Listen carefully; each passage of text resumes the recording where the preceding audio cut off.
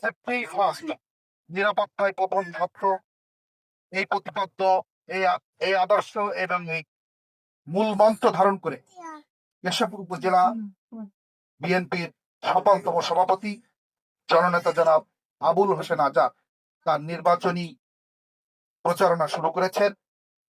তারই অংশ হিসেবে আজকে আমরা উপস্থিত হয়েছি ৮ নম্বর টোটলাকাটি ইউনিয়ন বিএনপির কর্তৃক আয়োজিত এই টহরি জনপদে উপস্থিত আজকের এই সমাবেশের শ্রদ্ধাভাজন সভাপতি, উপস্থিত আমাদের মাঝে কেশবপুরের ৩ লক্ষ মানুষের নয়নমণি, কেন্দ্রীয় বিএনপির অন্যতম সদস্য জননেতা জনাব আবুল হোসেন আজাদ, উপস্থিত উপজেলা বিএনপির সহসভাপতি, সদর ইউনিয়ন থেকে বারবার নির্বাচিত জননন্দিত জনপ্রিয় চেয়ারম্যান আলাউদ্দিন আলা সহ অত্র অঞ্চলের বিভিন্ন পর্যায়ের নেতৃবৃন্দ এবং আমার সামনে উপবিষ্ট জলবদ্ধতা, মানব সৃষ্ট জলবদ্ধতায় দীর্ঘদিন বঞ্চিত জনপদের মানুষ, সবাইকে আমার প্রাণপ্রিয় সংগঠন বাংলাদেশ জাতীয়তাবাদী দল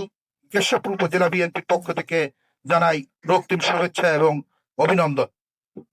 ১৯৭১ সালের ২৬শে মার্চ ৯ মাসের এক রক্তক্ষয়ী যুদ্ধের মাধ্যমে পাকিস্তান হানাদার বাহিনী এবং তাদের এদেশীয় দোসর রাজাকার আল বদর আল শামসের সাথে যুদ্ধের মাধ্যমে অসংখ্য শহীদের তাজা রক্তের বিনিময়ে, অসংখ্য মা বোনদের সম্ভ্রমহানির বিনিময়ে আমরা যে স্বাধীনতা পেয়েছিলাম, আমরা যে অসাম্প্রদায়িক চেতনার বাংলাদেশ গড়ার প্রত্যয় নিয়ে আগামী দিনের অগ্রযাত্রা শুরু করেছিলাম, স্বাধীনতার ৫৬টি বছর কেটে গেছে, কেউ কথা রাখেনি।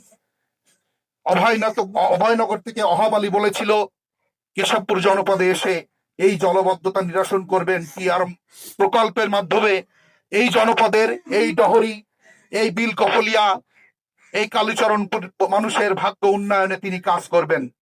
তিনি এমপি হয়েছেন, হুইপ হয়েছেন, তিনি চলে গেছেন, এই জনপদের মানুষের ভাগ্যের পরিবর্তন ঘটেছে। বরিশাল হয়ে যশোর থেকে সন্ত্রাসের অভয়ারণ্য শাহিন চাকলাদার এসেছিলেন, তিনি সন্ত্রাসের রাজত্ব কায়েম করে জামাল কামাল বাহিনী বানিয়ে তিনি তার সর্বস্ব লুটে নিয়ে চাবের টু নির্মাণ করে ফিরে গেছেন, তিনিও কথা রাখেন। এরপরে এই বাহিনীকে নির্মূল করার জন্য আর একটা বাহিনী সৃষ্টি হয়েছিল, হাতুর বাহিনী, তারাও কথা রাখেন। কিন্তু কথা রেখেছেন প্রণনেতা জনাব আবুল হোসেন আজাদ।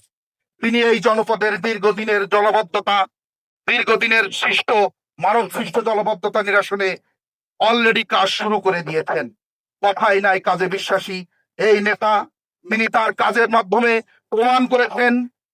হরিভদ্রা অপর ভদ্রা নদীর সামনে গেলেই আপনারা এখন বুঝতে পারবেন যে কথাই নাই এই নেতা কাজে বিশ্বাসী।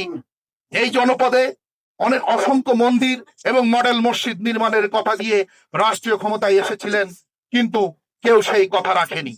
ব্যক্তিগত উদ্যোগে, ব্যক্তিগত অর্থ তহবিল থেকে কথা রেখেছেন জননেতা জনাব আবুল হোসেন আজাদ। তাই নিরাপত্তায় প্রথম, সেটা প্রমাণ করে তিনি এই জনপদের মানুষের নয়নমণিতে পরিণত হয়েছেন, আস্থার মানুষ হিসেবে পরিণত হয়েছেন। তাই স্লোগান উঠেছে সন্ত্রাস, দুর্নীতি, চাঁদাবাজ, স্থলবাজির দিন শেষ, ধানের শীষের বাংলাদেশ। সবাই মিলে করব কাজ, গড়ব দেশ, আগামীর বাংলাদেশ। আল্লাহ হাফেজ। বাংলাদেশ জিন্দাবাদ।